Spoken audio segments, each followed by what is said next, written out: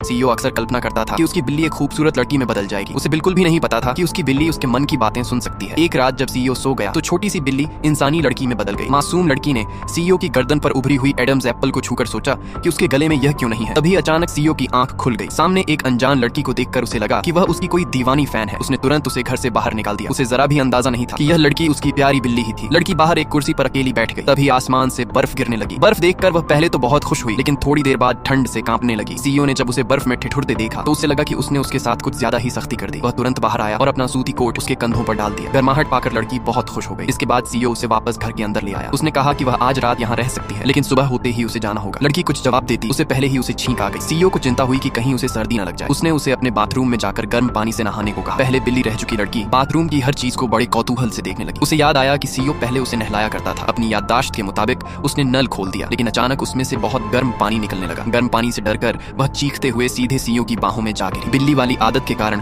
वह खुद को रोक नहीं पाई और अपना सिर सीईओ की छाती से रगड़ने लगी। उसके अजीब व्यवहार से सीईओ हैरान रह गया और उसने तुरंत उसे बेडरूम से बाहर भेज दिया। अगली सुबह सीईओ ने लड़की से घर छोड़ने के लिए कहा। तभी लड़की से गलती से उसका पसंदीदा फूलदान गिर गया। सीईओ गुस्सा होने ही वाला था कि लड़की अचानक लड़खड़ा कर गिरने लगी। सीईओ तुरंत आगे बढ़ा और उसे संभाल लिया। इतनी अनाड़ी लड़की को अकेले बाहर भेजने में उसे चिंता होने लगी, इसलिए वह उसे अपने साथ कंपनी ले गया और कहा कि वह पूरे समय उसके पास ही रहे। लेकिन सीईओ ने कभी नहीं सोचा था कि वहां आगे क्या होने वाला है। लड़की की नजर अपने सचिव के बालों में लगे पंख वाले हेयर पिन पर पड़ी। वह तुरंत उसकी तरफ झपटी। डरी हुई सचिव उससे बचने के लिए पूरे ऑफिस में भागने लगी और लड़की उसके पीछे पीछे दौड़ती रही। आखिरकार लड़की ने सचिव को पकड़ लिया और उसके बालों से पंख वाला हेयर पिन निकाल लिया। गुस्से में सचिव ऑफिस से चली गई। सीईओ को लड़की की यह हरकत बेहद प्यारी लगी और धीरे धीरे उसे उससे लगाव होने लगा। उस दिन के बाद उसने लड़की को घर जाने के लिए नहीं कहा, बल्कि वह उसे रोज अपने साथ ऑफिस ले जाने लगा। लड़की को सीईओ के ऑफिस में रखा मछलियों वाला एक्वेरियम बहुत पसंद था। उसने अंदर की मछली पकड़ने के लिए हाथ बढ़ाया, लेकिन सीईओ ने तुरंत उसे रोक दिया। उसने चेतावनी दी कि अब से वह मछली के टैंक के पास बिल्कुल नहीं जाएगी। लड़की ने कहा कि उसे बहुत बोरियत हो रही है। सीईओ ने उसे लिखने की प्रैक्टिस करने को कहा, लेकिन तभी उसे पता चला कि लड़की को बिल्कुल लिखना नहीं आता। इसलिए सीईओ ने खुद उसे लिखना सिखाने का फैसला किया। उसने लड़की से उसका नाम पूछा। नाम सुनते ही सीईओ दंग रह गया, क्योंकि लड़की का नाम बिल्कुल वही था